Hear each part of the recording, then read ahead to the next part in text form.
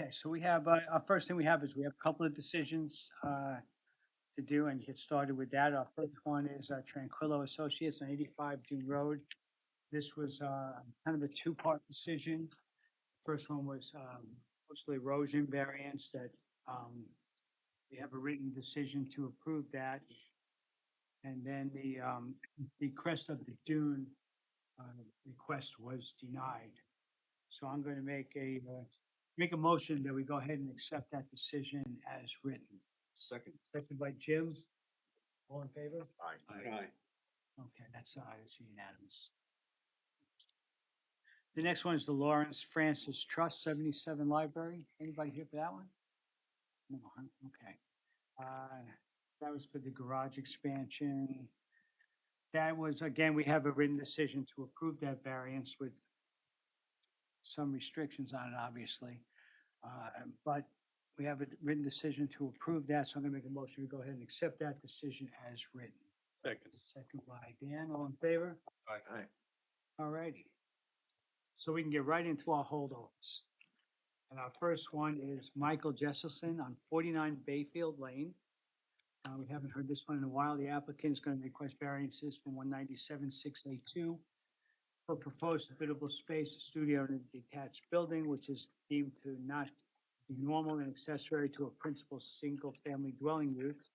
197-35A for a proposed studio building, which is located partially in the front yard where prohibited, and also from 197-35A for a proposed pool and cabana, which are located in the front yard prohibited. And lastly, from 197-35A for existing tennis court proposed to be maintained in the front yard where prohibited. Good evening, board members. Good Karen evening. Hoag from Timmy Latham. Here with me this evening is the architect of record, Hisa Matsunuga, as well as the property owner, Michael Jesselson. Since it has been some months since we were last here, I thought I would provide a recap to the board where we last left off and then discuss the revisions that were recently made and submitted to the board on August 5th. The applicant proposes to construct a single-family dwelling, a two-car garage, swimming pool, spa, cabana, patio, new IA sanitary system, generator carport, and an additional detached accessory structure adjacent to the garage for a rec room / storage space. All structures except the proposed pool house, pool, and existing tennis court will be in a conforming location. The applicant has cited all improvements on the property so that no variances are needed for dimensional setbacks or lot coverage. Last time we were here, there was a lot of discussion regarding the pre-existing habitable use that was in the existing garage slash apartment that exists on the property. And our proposal to maintain that habitable space in the detached studio, which was subject of a front yard setback. We have eliminated that front yard setback for that structure, for the accessory structure. So as a result of prior discussions with the board, it appeared that to maintain any grandfathered rights to that living space in the proposed detached studio with plumbing was not viewed favorably. Due to these prior discussions, we considered alternatives that would meet the needs of the homeowner as well as eliminate the variance request, which is what we've done. Revised plans were submitted on August 5th for a detached accessory structure, which we relocated behind the proposed house adjacent to the garage, thus eliminating the front yard variance. The proposed detached accessory structure is to be used as a rec room for the Jesselson family members and for storage, as there is no basement in the proposed house due to the flood zone. No plumbing is proposed in this outbuilding, and the structure will not be used for sleeping. The applicant still seeks a front yard variance for the existing tennis court to be reduced to 7,200 square feet in the same location in order to comply with the regulations, and a front yard setback variance for the pool, spa, and pool house. As the property is burdened by its orientation as a corner lot with two front yards on Bayfield Lane and Bayfield Court, there's minimal area for accessory structures without the need for variance relief. The main dwelling is proposed in a conforming location on the widest portion of the property. The tennis court, which is the subject of a CO dated July 26, 1985, and also a CO dated January 24th, 2007, has been maintained over the years, and we have several invoices confirming that, in fact, Mr. Jesselson has continued to use best efforts to maintain the surface of the tennis court. It is proposed to be reduced in size to conform with the requirements. And I have a copy of those invoices to submit.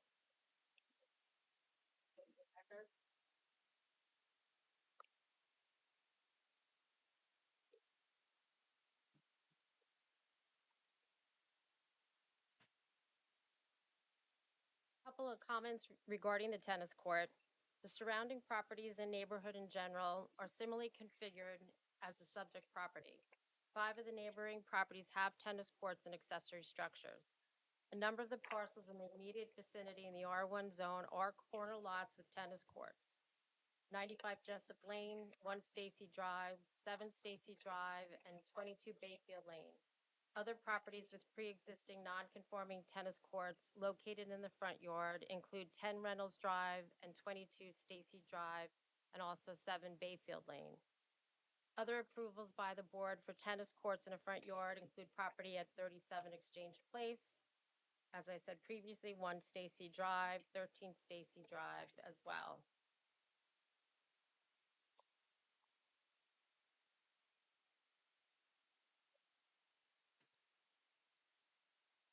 Surrounding properties also have pools and pool houses in a front yard, in other places other than a rear yard. With the proposed screening and the irregular layout of the property, the location of these structures in one of the front yards will not detract from the character of the neighborhood, nor does it represent a gross departure from the aesthetics of the neighborhood in general. Last time we were here, we submitted 2 letters in support of the application from neighbors at 50 Bayfield Lane and also from a neighbor at 65 Bayfield Lane. The practical difficulty or hardship which requires the applicant to seek relief is because the property is a corner lot situated on Bayfield Court and Bayfield Lane, having these 2 front yards.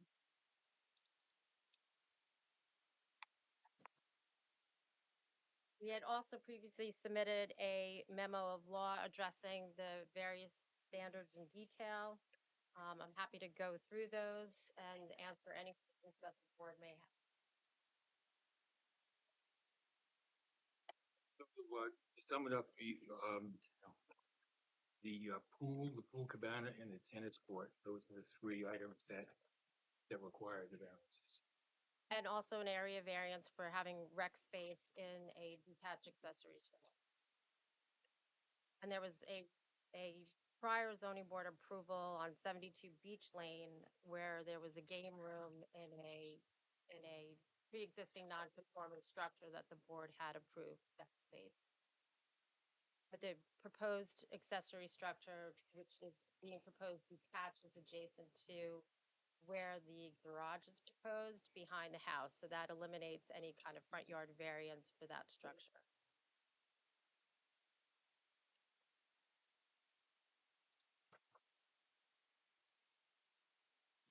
So it's just being a corner lot like this, it gets a little confusing to me. Where is your front yard?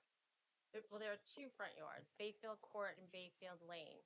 So according to the interpretation of the building inspector, anything that is behind the house, in the rear of the house, would not be deemed a front yard. So if I look at the survey here, you're saying the proposed garage and the rec room are in the rear of the house. Correct. So there's really no side, Right, no side yards. right. That's your interpretation, right, Brad? Yeah, So, so with the corner lot, you have 1 side yard and 1 rear yard. So in this, you could kind of pick and choose the way this is set up. Due south of the house would be a side yard. Yeah. But it's front, rear. Structure there, so. okay. They could kind of choose what they want to be in their rear yard. Either So- the south or the west. In this case, they chose the west side. We have a the Stillwater's division was the very unique in the village as far as allowing tennis. You cited many of those as far as allowing tennis courts in the front yard because of the wetlands and couldn't put it in the back. So even before I became a member of the board, they were all there already and allowed in the front yard. So that's pretty well established as far as the tennis court goes. But my question to you is, if you were to move that house closer to the tennis court, you'd have the pool and the proposed pool house would be in the rear yard, and you wouldn't even need a variance. For the pool and the pool house? Yeah, if you were to move the house forward, wouldn't that, We would then need dimensional relief. We had the architect take a look at that previously. let's see. Okay, so you would need a different variance, is what Right, you're saying, we would based on still the size of this house. Still need variance relief. So you did trim it down a little bit though from what you were asking, Yes, that's correct. yeah. Well, I'm sure some of the neighbors will be happy to see that property developed, right? And, you're gonna have to rebuild the tennis court, I would think, right? It's been maintained and we're gonna have to, Has it? Yeah? scale it down to 7,200 square feet. We're proposing French drains around the tennis court. Right, I don't know if there's drainage around the tennis court currently, if there's any French drains, but we are proposing to put drainage around the court, and we know we're gonna have to go to the planning board on this also.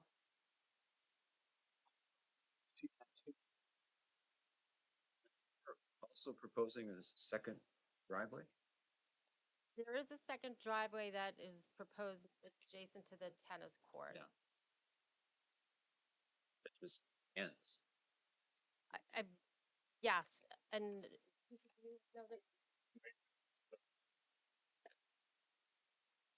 Mainly for service. Okay, Service entrance. okay. Court. Okay, thank you. That makes sense.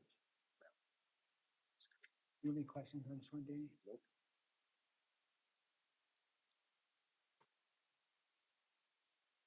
Gentlemen, what do you think? You have any more questions? Yeah, This is- I'm a little confused on this, on the rec room, Uh-huh. how does that, what's the difference between the, the studio application, previously and the rec room? It was called out as, Plumbing, right? Yeah, it was plumbing. So we're not proposing plumbing in the rec room. It's gonna be used for, couches, a TV for the Jesselson family and some grandchildren, as well as for storage, for the outdoor patio storage. but there's no variance needed, for that, Well, we're not proposing any plumbing, right? right, okay. But you said something before about an area, variance. Well, we still had to note it as a variance, is my understanding, is based upon the way that the code reads, is that it still had to be noted as that. If you recall, it's probably easy to explain. When we did 72 Beach, if you remember that one, Yeah. Brad has determined that when it's a building of a certain size and it doesn't, you should explain it, because it makes sense to send it to the board to review it, but it wasn't. The garage, detached building, that you park cars in, a shed is a shed, a detached building is typically unfinished, you put yard implements in. But finished outbuildings for rec space or office space is not a thing. It's, I don't deem them normal and accessory. So I deny that based on the activity the activity we permitted in the house, but putting in an out structure, I feel more comfortable bringing it to this board where you can levy conditions or covenants or restrictions so that it doesn't become a de facto cottage come in the future when it's sold or, Accessory buildings have smaller setbacks, and so it changes, like, at least in theory, more active uses that are closer to a lot line than it might otherwise be if it was in the main Mhm. structure. So that's why it's in front of you to review that, just that nature of it and make sure it's okay. Well, not to drag this out, because the application's been on the calendar for quite a while, but wouldn't that fall into the, not being customary use again? So, I mean, doing it on the fly at a meeting is one thing, but, we're just hearing about this now. well, we've done it multiple times since I've been here. Okay. My predecessor was okay with the office over a garage or a rec room over a garage and an outbuilding. And I worry that could become abused. So since I've been here, I've been denying that. And I don't deem it normal accessory, but working with the village attorney, we don't think it's the use per se, because it's still accessory to the single family dwelling. It's just the nature of it being outside of the dwelling is, we've treated them as area variances, understanding that a use variance is a completely different ball of wax. And I think Jim, who's sitting here, can attest that what you've looked at in the past is you've kind of examined the use within its context to make sure it wasn't going to have adverse impacts, and sometimes it, triggered some conditions, some screening, some, slight redesign or something about the use itself. But that's what you focused on the few times we've had those. And we did advertise it for that. That's the first list is, I don't deem a normal accessory, even though it was a studio building, is now changed to a rec building. The plumbing was a separate variance that they've eliminated, but still the fact of finishing an outbuilding, I like it to come before this board for that. And there's a finished plan in here, right, on what that Yes. finished space will Yes, look like? We submitted the architectural plan. When we did 72 Beach, we had them do also a separate entrance that wasn't attached to anything else, so that space. Well, I think they had a plumbing in that. 72 Beach was a Didn't little have a- complicated because they had it was a cottage. Right. Okay. We had to show that square footage couldn't add, so we looked at we looked at the garage as a garage, the apartment as an apartment, and the game room as a game room, which I think this board was okay with the game room or office, but you all eliminated plumbing for it, had its separate entrance. Yeah. We've Tim, you did that one.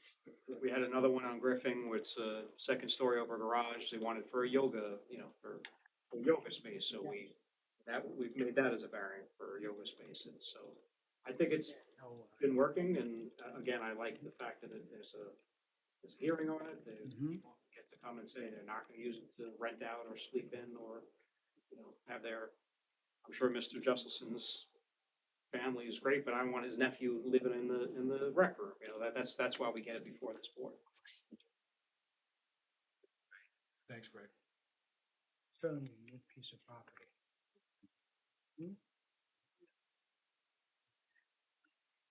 I think all my questions have been answered. Board members? Good. Okay. Oh, the Yeah. gate, on this last survey that was submitted, you're showing a driveway gate again, that doesn't look like it's 20 feet back. Surveyor measured so that it doesn't require any relief. I just wanna make sure that that's, on one of the plans, it looks like it's set back with 20 feet. This one doesn't look like, but Okay. top. Back to compliance. Oh, yeah. See on that survey. Anybody out there in our audience have any questions, comments about this application? Okay. All right, thank you very much. If we don't have anything else, then I think I'd like to make a motion that we close this hearing for a decision. Second. Second by Joe, all in favor? Okay. Thank you.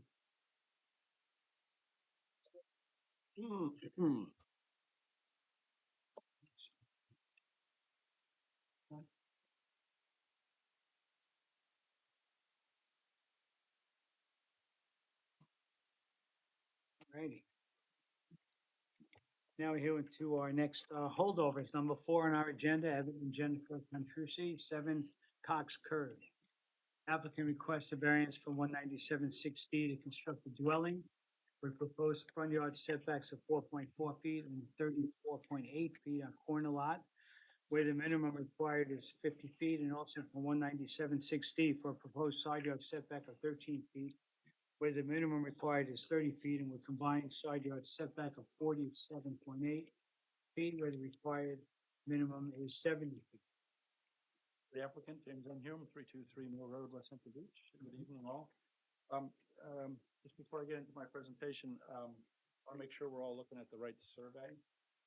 The survey that shows our current proposal is last dated July 30th.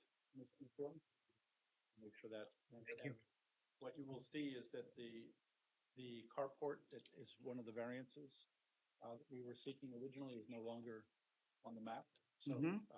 we no longer have, that's one of the 4 variances and we no longer are seeking that one.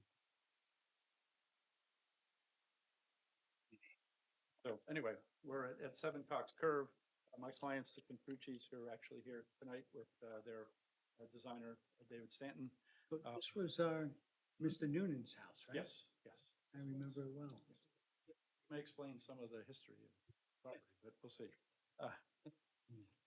My clients acquired it in February of 2022. Mhm. It's a little under 25,000 square feet. There's currently there a 2-story home, a 2-story detached garage, which includes a rec room and a bathroom on the 2nd floor. Talk about rec rooms again. And it is currently located 4.4 feet from the street and 13 feet from the side property line. My client, after living in the house for a couple of years, has had a new home design. And that's what we're here to seek the variances for. So we intend to remove everything from the site except for the swimming pool and the patio around the swimming pool and replace it with a new structure as shown on the survey that I just referenced. As you can see from the survey, the property is challenged in a number of ways. First of all, the wonderful 2 front yard issue raises its head here. Also, a little bit of smaller lot area than what's currently required. The lot is fairly narrow, and the zoning history is well, back in the 50s, it was zoned R15. So some of the construction that led to this house was legal at that point. In 1961, it was upzoned to something called R20, which interestingly enough required 25,000 square feet, not 20,000 square feet. And then in 1966, it was upzoned to the current zoning, R1. Just ahead of the upzoning, the basic house that's there now was constructed, but it was constructed under the R20 setbacks. In 1977, there was an attached garage that was part of the original house that was incorporated into the habitable space in the house. 1986, there was a pool added. 1989 was the building permit for the existing 2-story garage with the rec room and the bathroom. Where was that? 1989. So that's where Mr. Noonan comes in, I think, how that occurred. There was a conclusion by the Mr. Kowalski, who was the building inspector in those days, that it was a legal accessory structure, and it was located in a legal location, despite the fact that it was 4.5 feet from the property line, from the road, and 13 feet from the adjacent. So this property has line. been in existence since '89. Yes, and everything that's there now is covered by the updated CO that the Confrucci's got when they purchased the property. So that kind of sets the framework. We're, as you'll see in a minute when I ask Mr. Stanton to come up, where the garage is still in its current location, but it's now going to be attached. It's now going to be part of the house. And so that necessitates some of the setback relief that we need. But as you will also see, what we're proposing fits almost completely and entirely within what's already developed on the property. So we're not really increasing any of the nonconformities. As I indicated, we eliminated the carport, so that eliminates one of the 4 variances that we're seeking. So that still leaves us with the 4.4 feet from the road, the 13 feet from the side yard, and a total side yard of 47.8 instead of 70, the required 70. In all other aspects, this meets the requirement. Also, I think interesting to note is I'm sure you've driven down Cox Curve and Cox Cove, and to call them streets is a stretch, at least in some locations.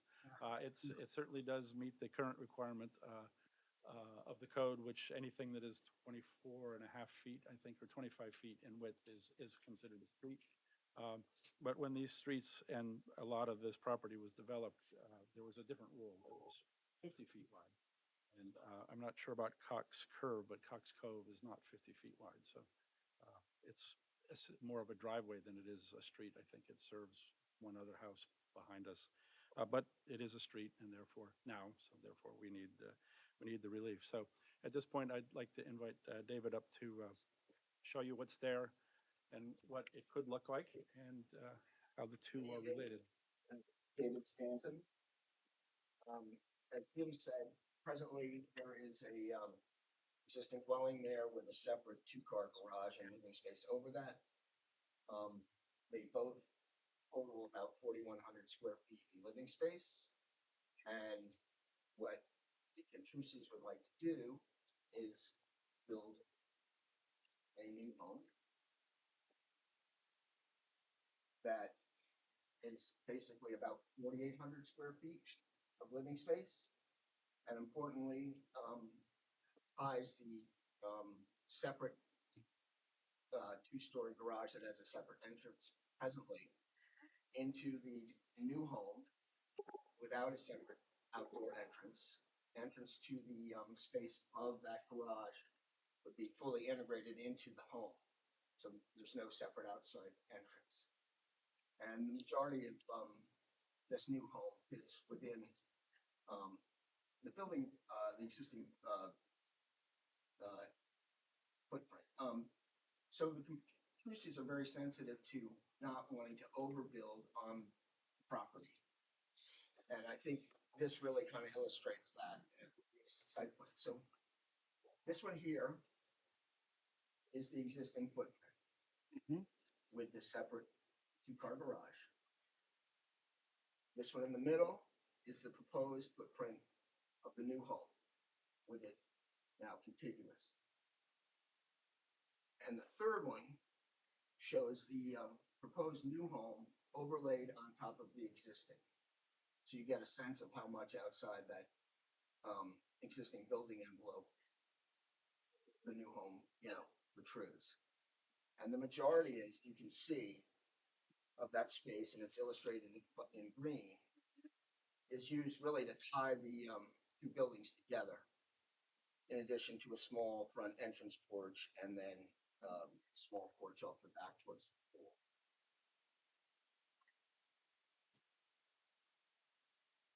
Are all these in the record, by the way? These, We can provide them. This one we don't. yeah, anything you're showing, if it's not already in the record, please follow up with just a PDF or something. Yeah, absolutely. So, in essence, what the Contreras are trying to do is obviously build a home that works for their family, but also respect the property, not try to overbuild on it and try to make most of the new home fit within the footprint of the existing. What is that, And, porch on? and tie these guys together. Uh-huh. You have it tying together then at the bottom, is that the entryway, is that the porch down there? Excuse me?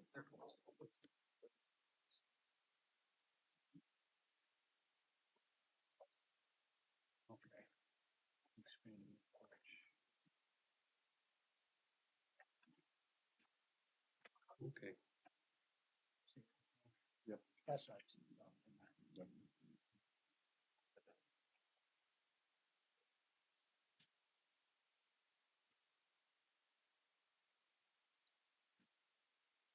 Send that down, let Joe take a look at it.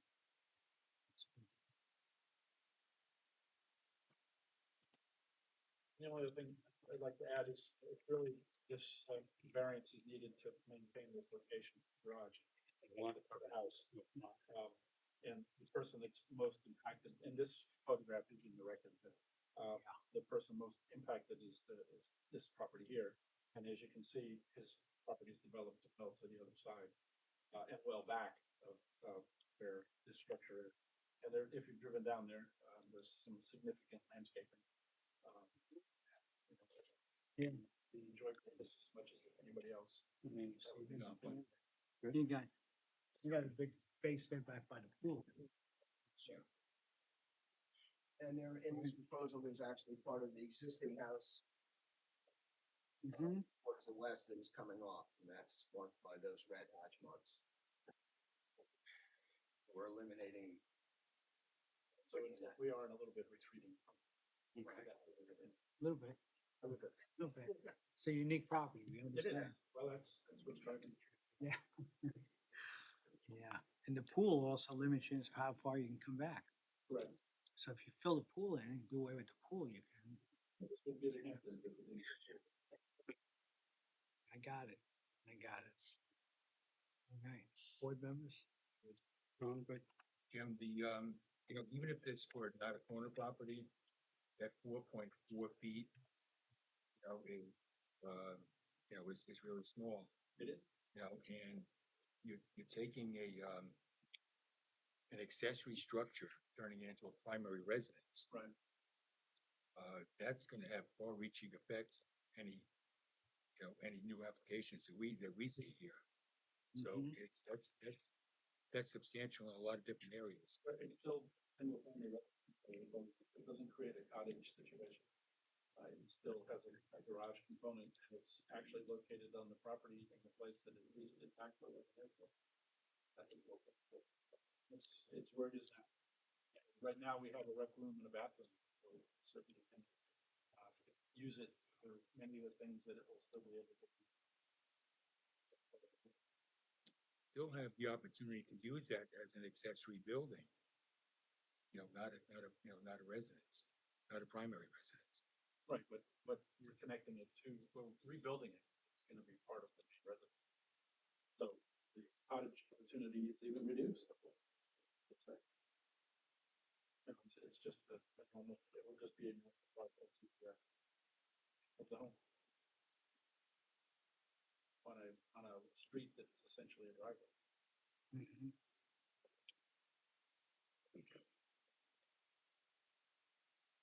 And that 4.4 feet off of the road, at least is not impacting the neighbor. No.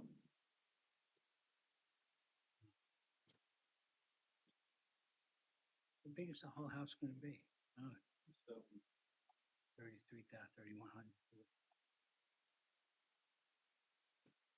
uh, 3,120 with the garage, yeah. What's the plan on the garage? Is that just a garage or what do you have on the second story above the what's garage? the how much square foot? No, what's above the garage? We want to know what the bump is. Flip it over. Yeah. It's over. over. It's basically, and there's a photograph of it here, consists of an open living space with a bath, full bath. Can you see that? Yeah, yeah, thank you. Which is what's there. Now we have to go outside in the rain to get that. But my family members stay there years ago. Yeah. Yeah, I hope they enjoyed the time. very nice. And actually, the Noonans were very gracious hosts. I bet they will.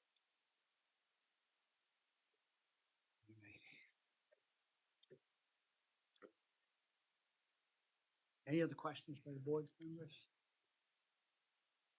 No? Anybody, Brad? When this was advertised, they have since eliminated the carport, Yes. so that changes the second front yard setback to 34.8 and 44.8. And they combined from 47.8 to 57. So those are the two things that would be changed. Right, so it's actually decreased the variance with that, okay. Is anybody out there listening tonight? Do you have any questions on this application? No, okay. All right, I don't have anything else. Thank you. Anything else from you, No. gentlemen? Thank you. Close the hearing and subject to receiving. Yeah, we're gonna wanna have that for the record, okay, so you can get that to us ASAP, would be great. All right, so if there's nothing further with this, I'd like to make a motion, we close this hearing. It's their decision, second by Jim, all in favor? While I'm here, if I could just do two quick things. Number 7 on the calendar. Is 360 Dune Road? 360 Dune Road. We failed to do the mailing. Okay. So if we could adjourn that to next week. we'll do the mailing. And Mhm. the other question I had was back in June, I had sent a letter to Megan on 165 Dune Road seeking another 1-year extension of the zoning variance that you granted that property. She suggested I bring it up. So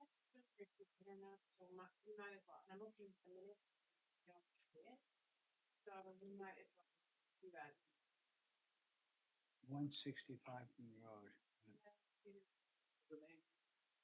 Bella 165, Fred Camel. Yeah, remember offhand what that was. when did you put the request in? My letter is dated in June June. of this year, and the Oh, yeah, what date? The You remember variance 165? expired on July 21st, 2024. Oh, yeah, it would have been before the July meeting. Remember that last month? So what was the expiration date? It was to expire on July 21st, 2024. And I'm looking to extend that to July 21st, 2025.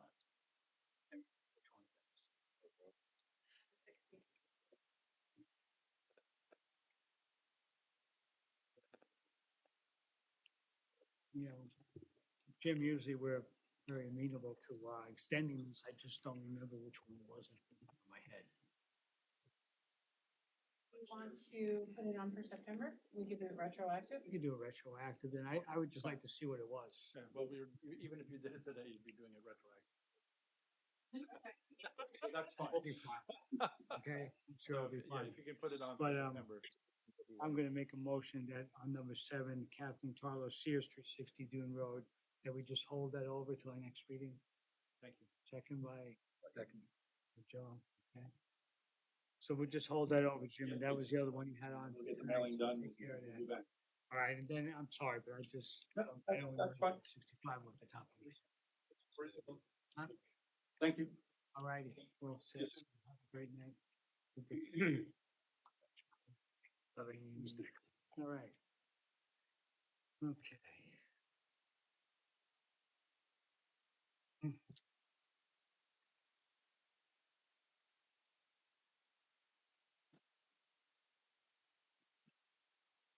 lot of people now.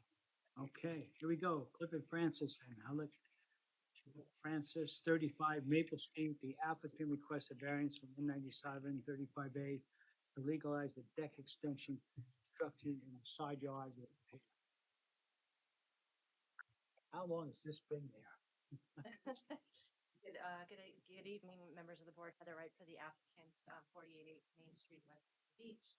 Property is 35 Maple Street, in the R4 zoning district. So yes, this deck has been in this location for some time. My clients purchased the property a couple months ago in May of 2024. And they discovered that there was a couple things that needed to be remediated on the property. One of them was the deck, and then they learned that the deck required a variance from the board. So in terms of the property history, in 2003, there was the pool and the deck were installed, and it appears from a 2004 aerial that at that time the deck was configured as you see it now. So the expansion has been there for over 20 years. So we're here to ask the board to legalize the deck. The lot itself is undersized and it's sort of irregularly shaped. So although it's not, obviously it's not a flag lot, it sort of functions in that manner because the front yard is Maple Street. The house faces the side yard, and then what is really the rear yard is to the west, but that's, the pool is behind that. So the location of the deck sort of makes sense because it functions as the side yard, and the setback from the property line is 15 feet. And I have photographed this, or you can see it. It's heavily vegetated in the area of where the deck is, and in the backyard. It's not visible at all from any of the neighbors. And to reconstruct the deck in what would be the rear yard really isn't feasible because the applicant's in the process of legalizing the basement. It needs to install an egress, and that would be the area where the egress would be located.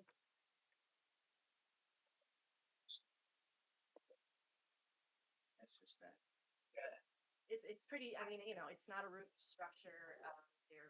They're gonna make the property look really nice, and it's certainly not out of character with the, it's not gonna have a negative impact on the character of the neighborhood. And I would argue that, you know, it's not substantial in light of the fact of how long it's been there, and it's heavily screened, and given the size, the irregular size of the lot, and the fact that it's a 15 That foot. flows with the backyard. Yeah, Right. there's really no other location Yeah. for it. How long has the deck been there? 2004.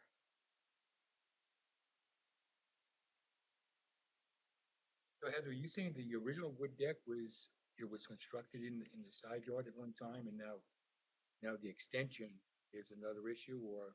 No, well, I think what was approved in 2003 was this part, I think, this part of the deck here, which Still in the side yard? still, well,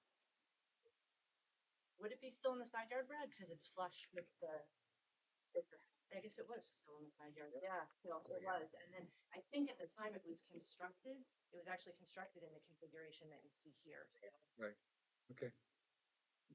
The extension was only, I think, 3 or 4 feet, right? The original was permanent sealed. I don't know. Yeah. Yeah. The extension. I could just, so it's built over the septic tank. It doesn't really involve the board, but typically you're not supposed to build over your sanitary system. I'm not suggesting we take it any further than that, but when I do have to permit it, we'll need to make that accessible because that septic tank should be pumped out from time to time. So there'll have to be some sort of hatch in the deck. And I think you probably want to add some sort of clause to any decision that, you know, you're not weighing in on the fact that but you have a survey in front of you showing it's over a sanitary system. So what you're saying is that you're gonna take care of the fact. I'll take care of it, yeah. Okay. I would just write a little sentence in there, we're not weighing in on placement. It's with respect to the sanitaries.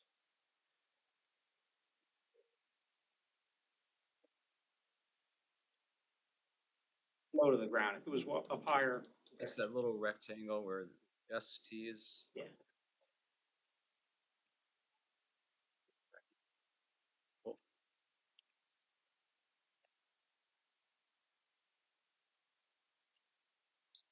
Side. Okay. We got anything from our audience tonight? I don't have anything else. Okay, I'll make a motion to go ahead and close this for a decision. Second. Second by John, all in favor? Aye. Okay, thank you, Heather. Sticking around? Sticking around. Mhm. You got the All next right. one too? Good. Number 6 on the agenda, 2021 Boylan Family Trust, 211 Dune Road. Applicant requests variances, 197A. To construct an addition resulting in a building lot area coverage of 25%, where the maximum permitted is 20%. And from 197A for proposed combined side yard of 43.2 feet, where the minimum required is 50. So, That's it. And it's a for the rate for the applicant for the Main Street. It's 11 Green Road in the R3 zoning district. The lot is 89,000 square feet with north of the Crescent Lagoon. So what currently exists is a 2-story dwelling with a garage underneath, deck and pool. The majority of the dwelling is south of the coastal erosion line. The existing lot coverage is 24.3%. What the applicant is proposing is a small addition. It's a footprint of 188 square feet to allow for the installation of an elevator. There's a little bit of an adjustment from what you have in front of you. We did look for, and I'm here with Craig Arm, the architect on the project. We did look for a way to, that's cool. Yeah. Try to reduce that a little bit, and so we are going to be removing part of the upper deck on the second floor, closest to where the addition will be. I'll show you on the plan. So that the requested variance point is an additional 0.5% of the value.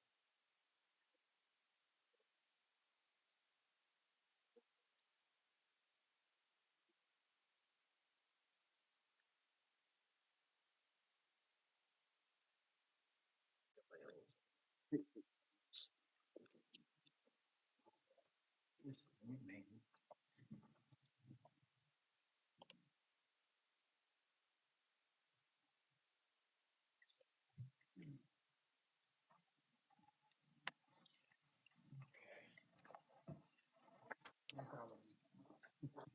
sheet, right? Just for you. Hard to see otherwise, that's the problem. The proposed increase in lot coverage is 0.5%, so from 24.3 to 24.8%. And the reason for their request is that the applicants intend to make this a primary residence, and it is an upside down house. So the kitchen is upstairs. We designed it, I mean, the location for the proposed addition makes sense because the entryway from the garage to the second floor is where we put the elevator. In addition, the side addition is north of coastal or line.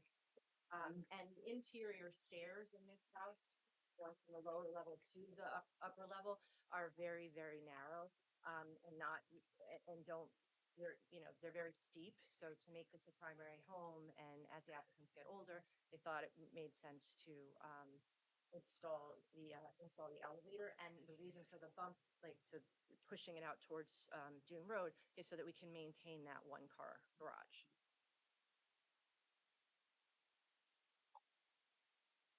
So we did reach out to the adjacent neighbor who, and I submitted into the record prior to today. They reviewed the plans and they don't have any objection to the proposed addition. We also heard from the neighbor across the street who would also be impacted with the addition going closer to Dune Road. And they also didn't have any objection to the application.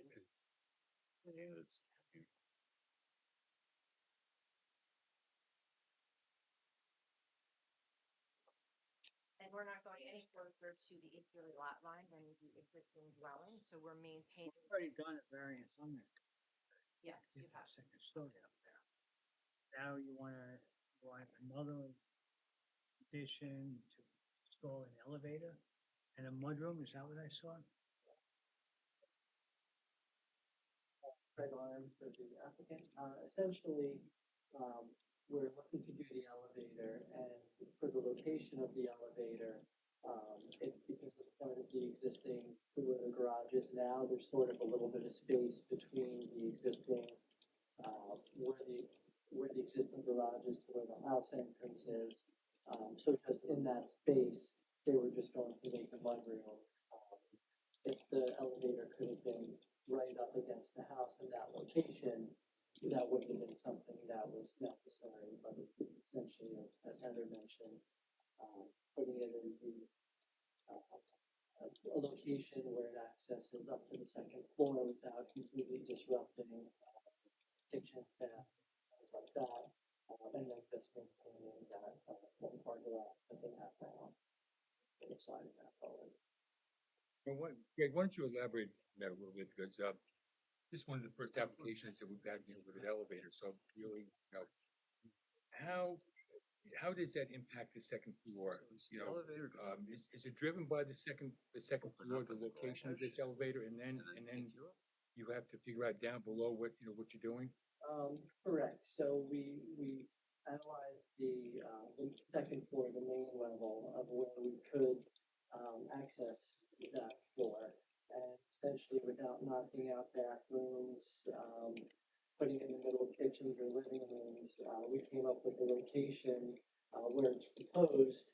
So essentially, it was in a place that's sort of convenient for the main second floor and not disruptive to the main second floor. And in doing so, it went right through the middle of the garage on the lower level. So essentially what that did, because it split the garage in half, we couldn't just have a 10-50 garage because then we wouldn't be able to park a car in it. So essentially, we extended that garage out further, so it's a 20-foot deep garage, single car garage, just to maintain that use. Now, didn't I see a pantry or something up up on the second floor and there's an open space there? Was that looked at or? That's all existing, as part of a hallway to get to, the bathroom that's there. Right. So that's too narrow. Typically, elevators take approximately 5 feet by 5 feet of space. Just usually the elevators are 3 feet by 4 feet or so, but by the time you're done with the gates, the rails, all of the standard mechanisms, it's roughly 5 feet by 5 feet. And we would need to be able to, get around that, structure towards the bedroom that's currently there. That we're just shifting forward, so it's essentially, there's the bathroom, where there's a hallway to the bathroom, bedroom. We're taking that bedroom, sliding it towards Bean Road, and between that bedroom and bathroom, that's where we're proposing the elevator. Now, the only entrance to that bedroom is, how do you enter that, how do you enter that bedroom? So it's from the, let me go.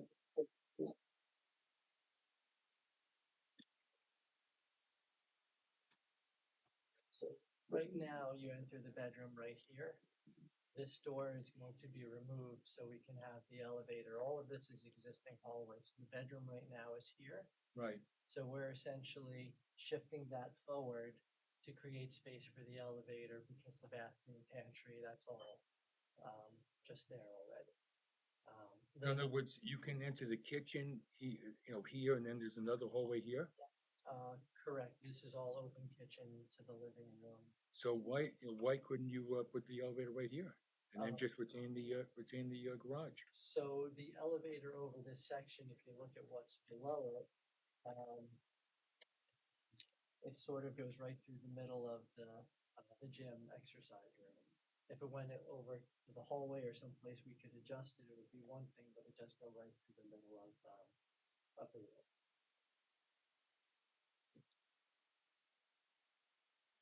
Looks like it's farther up this way. You think it's in the middle? So you could look at from the line of from the deck to here, so if it was in this space scale, it's sort of like a wall. And that's a perfect spot for it. I mean, you have an alternative right here. Then you wouldn't need, you wouldn't need this. But then we would have to, take out part of the kitchen to get, so if you do if the elevator were here, Right. how do I get to the bedroom? Okay. Because that area, if that was closed off, we'd have no way to get to this bathroom or to the bedroom. Okay. Now, when you say, future, for future use, and then I see a notation here, elevated to be applied for and installed at time of construction, not future only. What does that mean? That means, well, there was, so it was incorrect in the submission, so we wanted to make it clear that the Okay. elevator was going to be installed. before we have it. I got you. Okay. That's the whole purpose of. Right. That's how long there's no- Right. Okay. That's my question. Yeah, and back to your, just to circle back on the decisions. So yes, this house was pre-existing the code change in 1988, which required lot coverage to be calculated based on the area north of the crest of the dune. So this house was already in existence and exceeded lot coverage at that time. There was an application in 1990 for a rather large lot coverage variance that I don't believe was granted by the board. But then in 1997, the board did grant a lot coverage variance for a expansion of the existing staircase and northerly deck area. Then there was a variance in 2012, but that was not related to lot coverage. The construction was on top of existing deck. But we recognize that there had been a variance granted by this board before, which is why we did look for an area to gain some square footage back and try to reduce that percentage, the requested ask as much as we could. So that's why it's now 0.5%. As Heather just mentioned too, with the part of the reduction, currently there's a small walkway deck on the easterly side that runs down the whole length. And we're actually able to remove part of that deck as well. So thus removing what we could, which wasn't real functional for the house, to help, Gain a little bit. minimize the request. There's a red rectangle on the south side of the house that appeared. It's new. That's actually, it's highlighted, but there's no variance requested for that. That's actually, in a small bump out addition in the master bedroom that they're looking to do over the existing, deck. So it's a lot of coverage and it does comply with, side yard.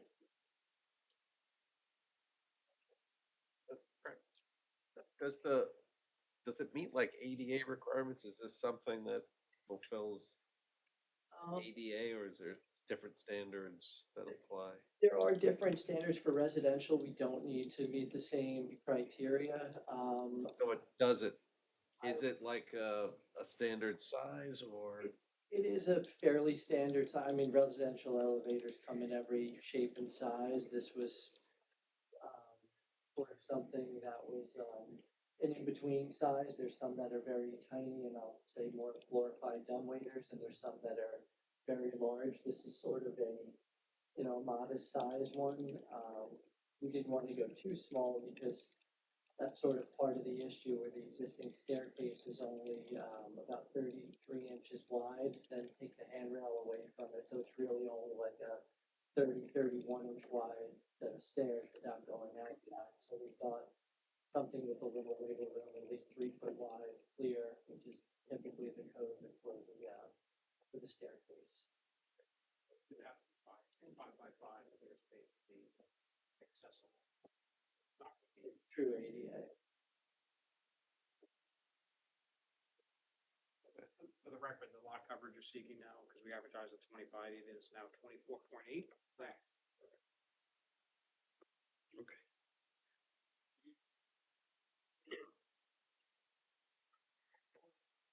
There goes another pair. What's that? Oh. All right. Anything else? Anybody out there? No? Still waiting. All right. Thank you. I'll make a motion to close the hearing for decision. Second. Second by Amy, all in favor?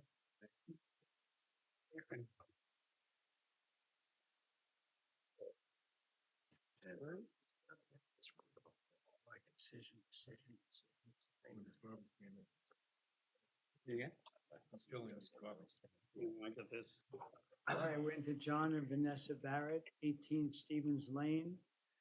Applicant requests variances from 197-6D to construct a dwelling with proposed combined side yard setback of 60.33 feet, where the minimum required is 70 feet. Good evening. David Knapp. Oh, hi, folks. John and Vanessa have lived at 18 Stevens for 11 years now. Love the neighborhood, the property. Warm feelings towards the existing house. Could you talk a little bit more into the sorry. microphone just because we record this? You can, yeah, you can move that up. John and Vanessa have lived in the house for 11 years. Love the neighborhood, the property. Have warm feelings about the house, but it's a 2,000 square foot house, and they feel that it's kind of busting at the seams and needs lots of repairs, which are made difficult by the fact that there are actually 3 non-conforming structures on the property. A primary structure that's over the east setback line, a 857 square foot pool house, which is also over the east line, and 4 times the size allowable pool house, and then a 1,000 square foot storage structure at the back of the property. Improving and renovating these existing structures in a legal way, I think it's proved very challenging. So they've opted to construct a new residence and garage. And what we're asking for is some relief on the combined side yard setback. 18 Stevens is a 125-foot wide property in A1, so 150-foot width zone. With the 70-foot combined setbacks, that leaves a 55-foot wide buildable envelope. And compared to the surrounding neighbors, that would be the smallest by a pretty wide margin. So what we've asked to do is not violate either of the side yard setbacks, but just ask for some relief for the combined, basically build up within a few inches of each of the side yards.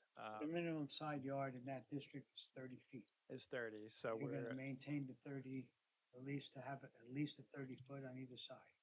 that's correct. At least 30 on either side, so no neighbors facing a house that's encroaching, which the current house actually does to the east. And just ask for some combined side yard setback relief. We looked into section 197.26 of the code, which would actually allow more relief than we're asking for if the house had been subdivided before 1953. But it turns out we were a few years late on the subdivision. We thought about asking for that width, but then decided that width would involve violating one of the side yard setbacks. So we decided to shrink that and just work with 30 feet 2 inches on each side. And you're gonna go from 3 residences to 1? And we'll be removing the two non-conforming structures, the enormous pool house and the enormous 2-story storage structure in the back. So we'd be getting rid of 3 nonconformities, 3 non-conforming structures, and replacing it with one And the only relief you need is the total side yard. total side yard. That's right.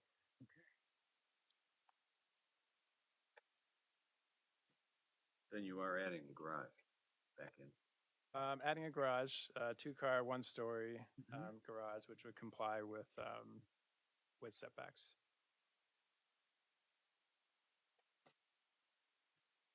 Lot coverage is gonna be. David, is this in an AE zone at all? This is, yes, it's AE 7, so we would also be lifting the house to comply with FEMA code, new septic. So we bring that into compliance as well. IA septic? Yes. Okay. Anything? Good. Thank you, Dave. Yeah. Good. Anybody have any questions on this application? You folks are sitting here and you're gonna be last, huh? All right. Well. We're out of time. All right, well, Blow your thank mind. you, and I'll make a motion, we close this hearing for decision. Second. Second by Joe, all in favor? Aye. All right. Oh, gosh, all right, number 9, Beechwood, West Hampton LLC, 8 Margaretta Court. Applicant requests variance from 197-7D to construct a dwelling with proposed combined side yard setback of 42.43 feet, where the minimum required is 50 feet.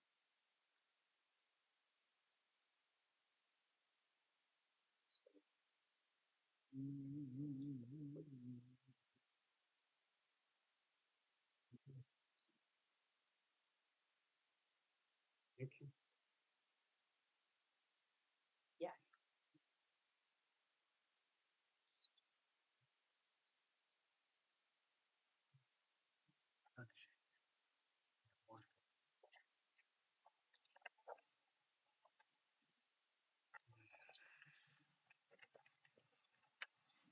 Evening, my name is Rachel Skopanich. I'm an attorney with Richard W. Rosenberg, PC, for the applicant Beechwood West Hampton. This subject premises is 8 Margaretta Court. It is currently a vacant parcel with a proposed construction of a single-family home with a patio and a pool. This is part of the Country Point, West Hampton 42-lot subdivision off of Depot Road. So the applicant is requesting relief from section 197.7D of the zoning code, which requires the total side yard to be 50 feet. And with the front setback to be 50, back setback to be 50, and the both side yards can't be less than 20 feet. The applicant is requesting to reduce the total side yard from 50 to 42.3 feet for the single-family home. Basically, if the applicant wasn't requesting this variance, the home itself would have to be, which you can see from Exhibit A, Layout A in the packet that I gave you, it would be constructed at an angle facing another lot versus facing the cul-de-sac. So we are requesting that the board grant this variance for 7.57 feet in order for the house to face the cul-de-sac, which is in layout B that I gave you, to fit with the rest of the community where all of the homes face the front of the roadway.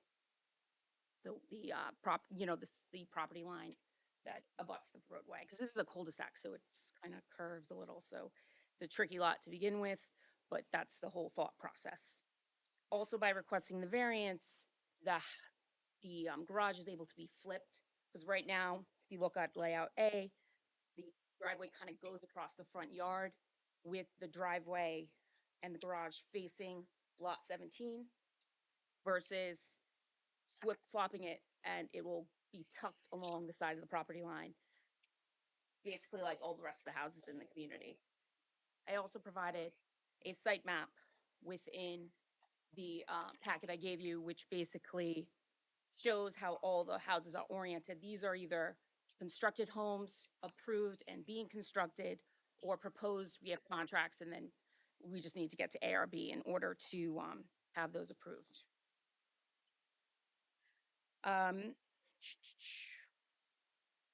So with respect to considering this variance, I'm just gonna go through the 5 kind of points. So will it cause an undesirable change to the community? Number one, it won't, because the home is gonna be facing the roadway like the rest of the homes in the community versus on an angle facing someone else's front door. The location of the backyard, by flipping it that way, instead of it being on an angle and facing the Dunes community, which is on the other side of the property line, it'll face straight back. So we'll have more privacy for everybody involved. And then again, the driveway coverage will be less. So it won't be kind of cutting across the front yard.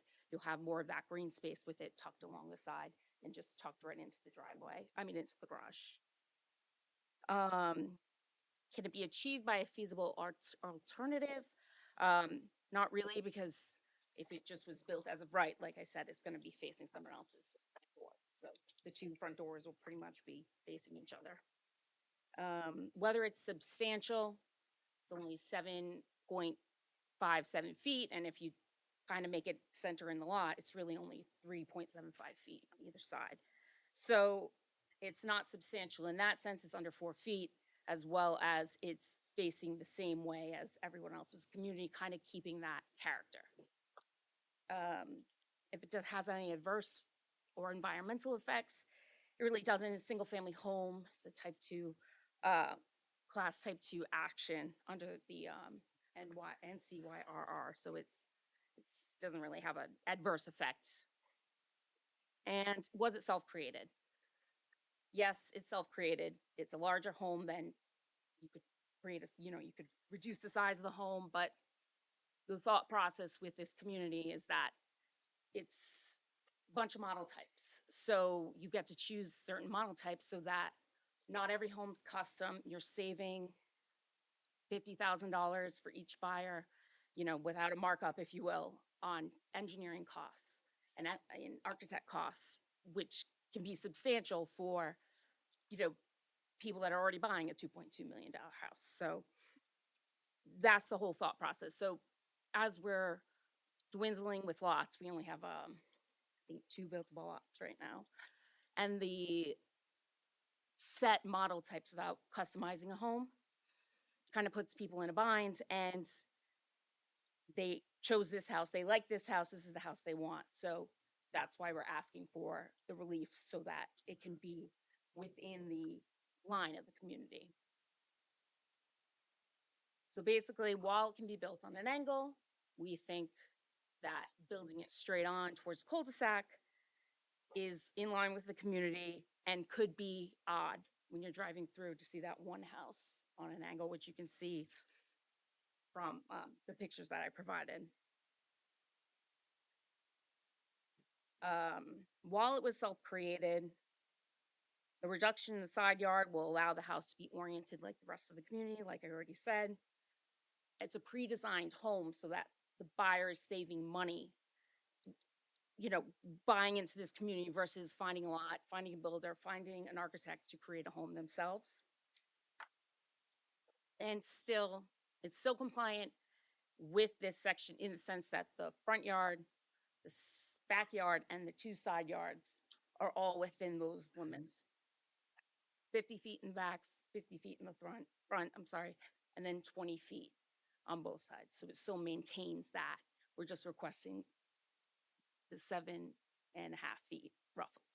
So we're requesting that the board grant this application. I'm happy to answer any questions. Was this model home intended for this lot originally? Was this the one that they selected?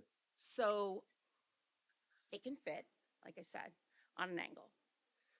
The buyer would like it to fit straight. So the buyer, this is a sold lot. So the buyer would like it to fit straight. So it can fit, like I said, but that's why they're requesting the variance so that it will be straight like the rest of the community. And it's really the driveway too. Cutting across that front lawn is not the best because you can't have it the other way because then it would be too much. The driveway would be almost in the backyard. So guess what I'm asking, when they each would design this, did they actually have in mind one of the other model homes that would fit in there before these buyers came in? So it's most of these homes are sold. Right. So the thought process, especially with the ARB board, they want the homes to look different. They don't want a cookie cutter community where, Right. so once we got to a certain point where you make little tweaks here and there, you can't sell that model anymore. There's only a few models left. Can't sell that model anymore? I mean, you could, but you have to change the facade. That's what the ARB doesn't want every home to look the same. They don't want every white home with, you know, Hampton's Classic or every home to be cedar. They want it to be different. So RERB? hmm, R? The village is ARB? the village is ARB, yeah.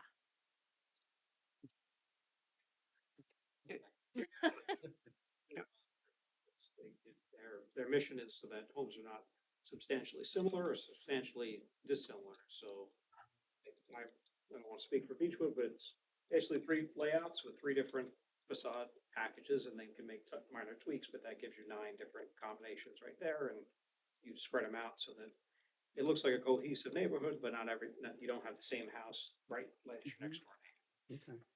But if you pick this lot, there are other models that they could still put on.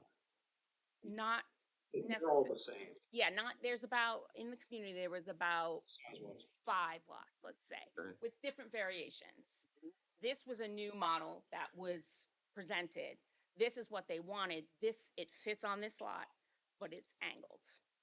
The buyer would prefer it not to be angled on the lot. But And I mean, the builder would prefer it not to be angled on the lot as well. but the other, so you look at Margarita Court.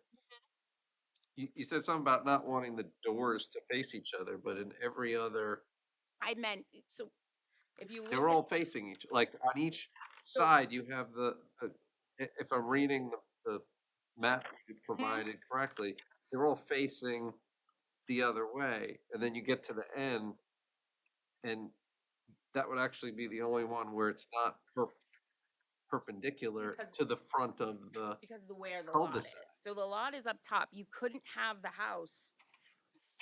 We would have the same issue if you couldn't have the house to face, like, so lot 17 is adjacent to it.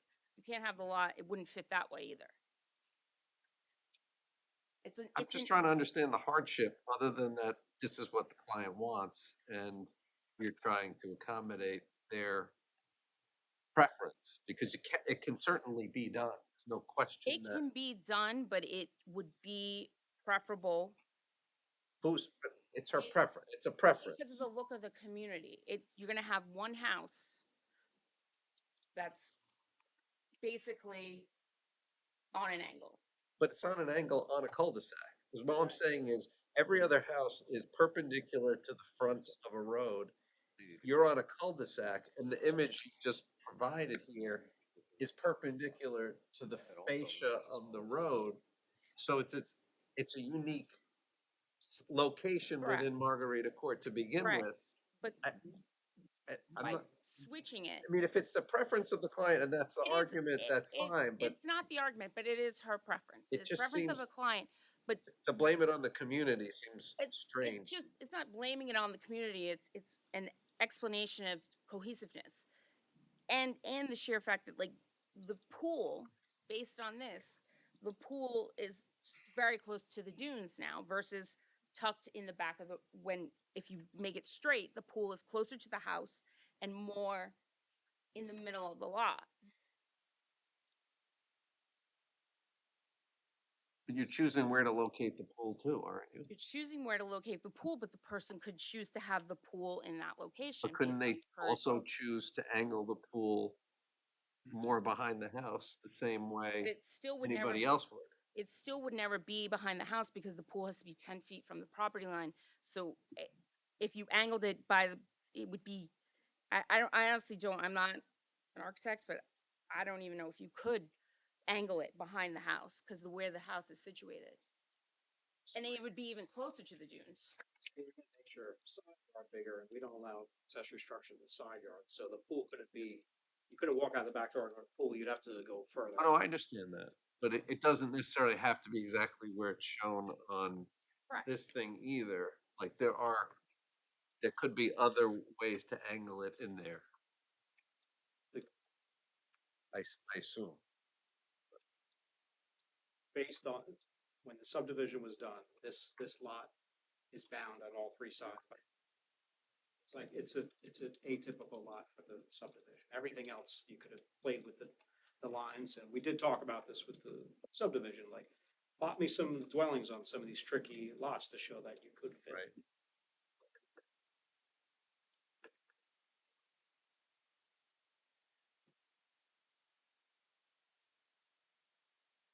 This is a first. Yeah, this is, This is the first. I've been on board for a couple of years. I really have not heard this argument before. And, you can clearly, build a house, on this piece. But to say that, okay, we have 5 models to choose from, and, the homeowner would not want 1, 2, 3, or 4, but they want number 5. And that's why we're here, which is fine. But, I don't know, it's a tough one. I mean, even, the lot to the left, that configuration, works. You're talking about 15? Yeah, So this just getting towards these models, 15 hasn't been approved yet by that's just a proposed dwelling. It's the application, the plans are being drawn. That's an example of a model that had to be modified. That was a house that had an attached garage and it made detached because of the odd shape of these two lots. So, I mean, just to, I guess, repeat myself or explain better, the situating the house as we're proposing, in our opinion, is better for 15 because they don't have somebody. Yes, they have the across the street, but it's just right there, angled right in front of their house. And then for 17, you don't have that driveway and garage that is angled basically towards their house. Now it's set back, so they're not going to have that traffic that is going. And honestly, for the Dunes community, you have the house is going to be further away, and so is the pool and the backyard activities. That's, it just makes more sense. But we have to request a variance for such.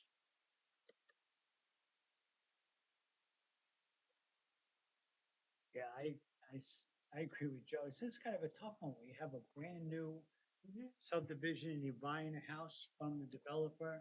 You're buying a house, you're buying a property, you're buying a house, and it doesn't fit. It's not But that it it does fit. doesn't It fit. does Well, fit. does- It could fit It without a could- variance. They just So don't could want to we do it achieve that. our-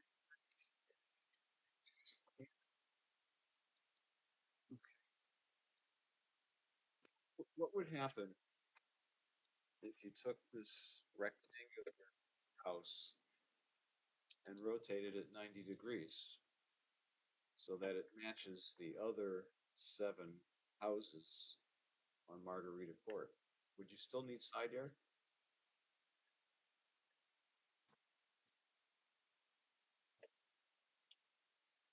I think that's.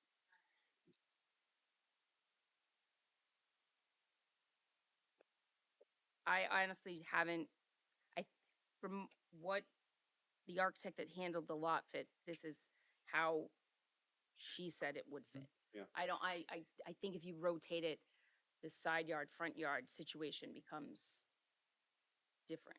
Or it goes away? It doesn't change the actual zoning side yard.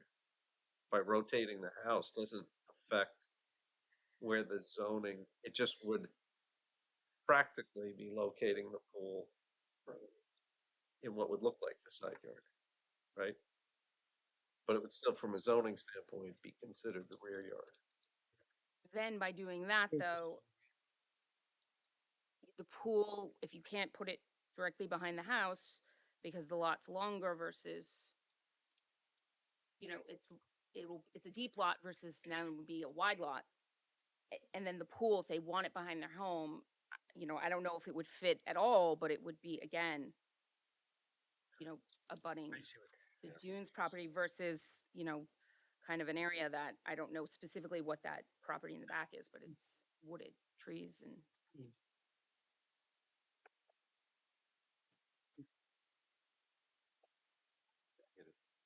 I get it. Yeah. I get it too. I do too.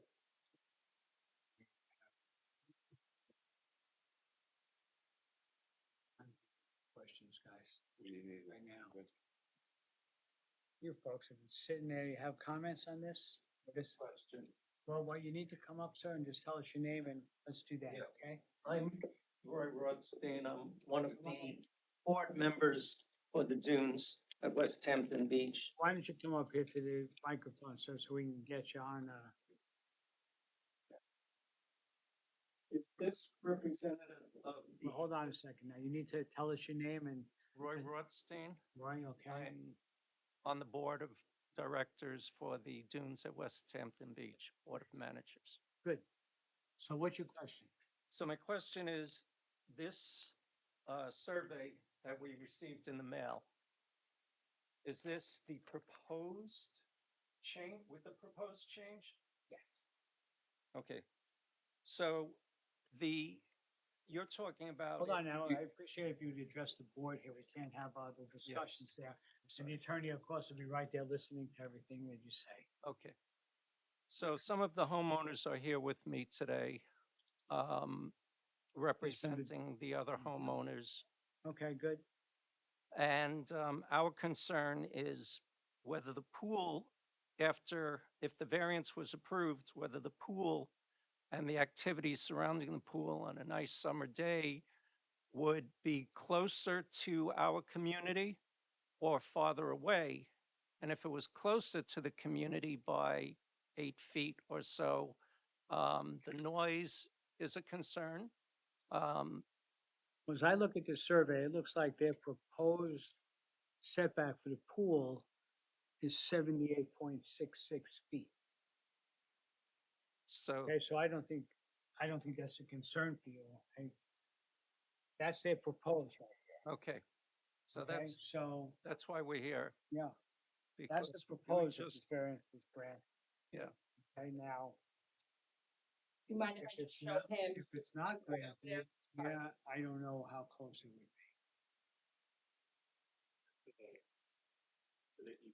be. Mm-hmm. Like 40 feet. Well, yeah, more like, Oh, I see, sure. But the swimming pool is in a conforming location.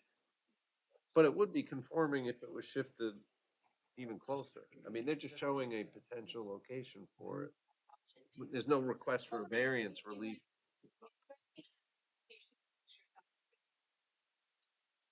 There's no request for variance relief related to the pool.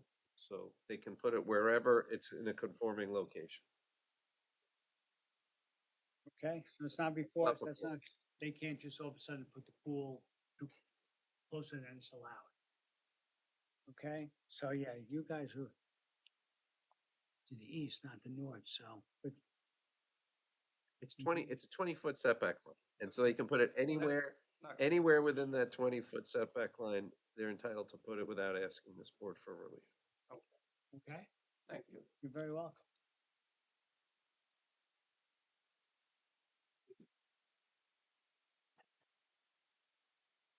Ron Varnish. I own a lot that backs up to that. So, yes, 66, I don't know if it's B or A or. But that was my grandparents' property, half of that development.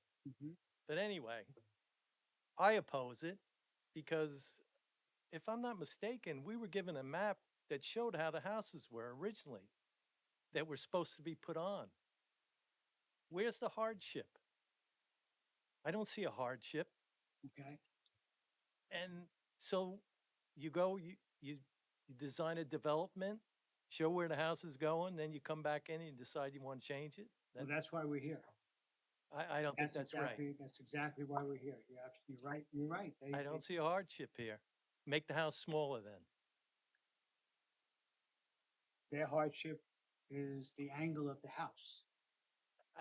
I don't see a hardship. The guy over there in the corner, I applaud him. I don't see a No. hardship. I'm not making arguments for anybody. That's not my job. The guy in the corner. The guy in the corner. Sorry. We have somebody else here. You might want to sit so that these people can all get their I'll be word quick. in. I live at, my name is Peter Matlock. I live at 66 Depot Road. Okay. Besides my list of grievances I have with the development, I can see their development from my backyard Okay. past the wooded lot, which was once the hiking field of, I would take my son back there, but it was private property. I knew this was going to happen. But my biggest thing, I feel the houses are just too big to begin with. And if there's a possible way to get around it beyond a preference, I would prefer that. Right now, I can see the Dunes community from my backyard. They decimated everything back there. I don't think there's a tree that was saved.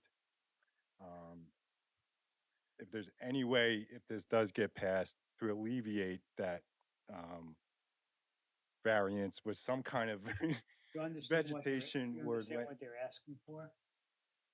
Are you clear on what? I see that. Yes, yes. It could be a little confusing, so. Right, right. I feel I don't remember the map, how it looks like right now, but I feel like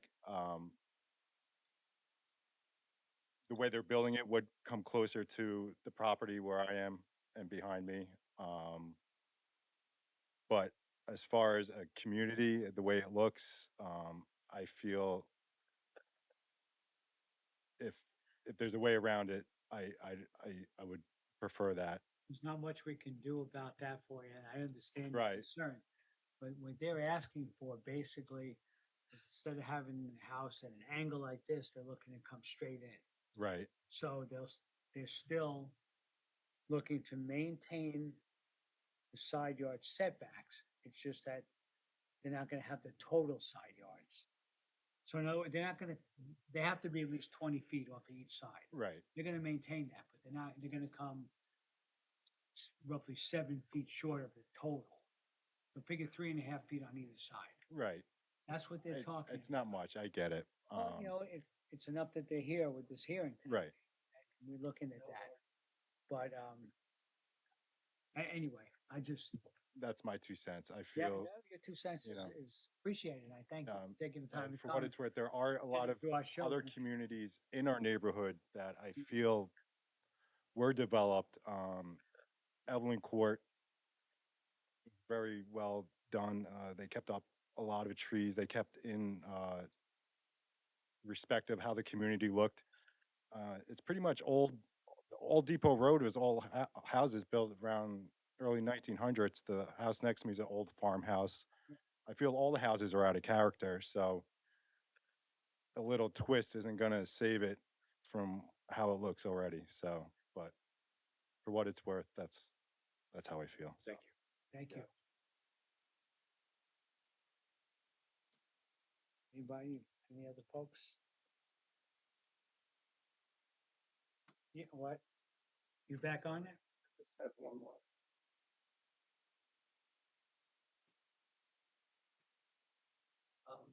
My concern also is that at the end of the development, when they're all finishing up, that they replace some of the trees along the perimeter of the property to give some privacy for the adjacent communities and also for some noise abatement. I don't know whether the village has requested that or whether that's in the planning.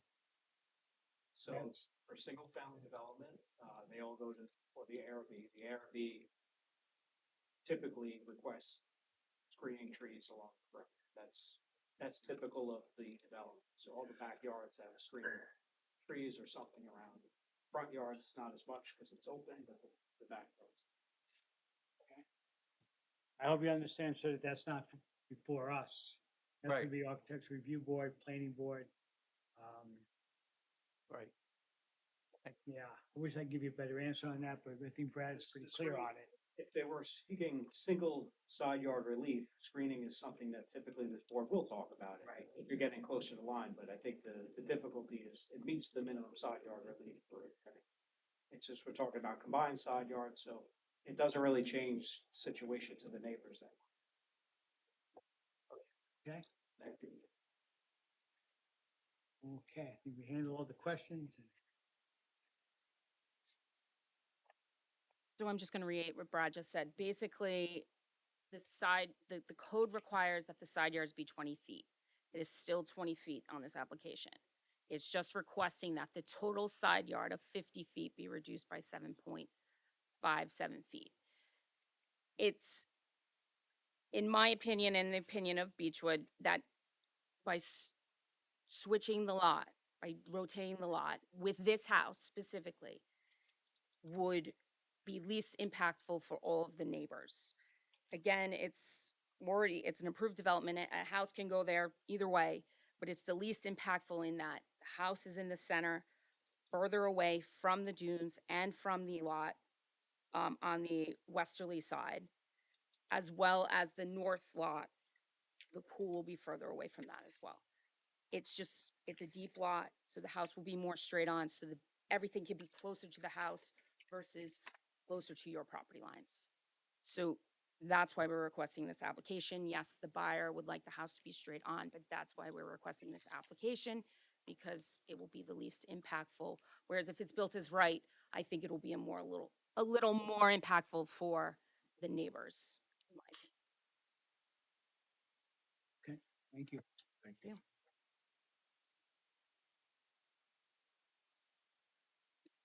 Any other questions? Board members have anything else? No? No. You folks all set for tonight? Okay, thank you all for coming. I'm gonna make a motion that we close this hearing for a decision at our next meeting. Second. Second by Jim, all in favor? Aye. Okay, we're all set. Thank you all for your input and